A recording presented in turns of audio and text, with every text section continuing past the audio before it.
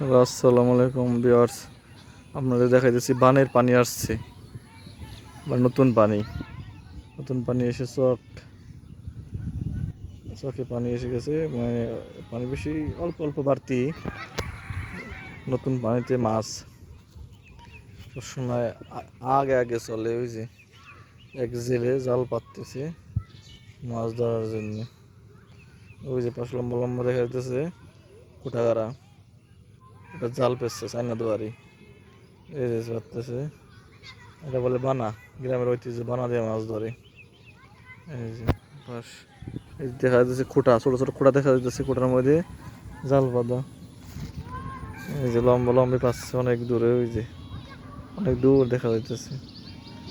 ঠিক আছে ভিউয়ার্স, ভালো থাকবেন। আসসালামু আলাইকুম।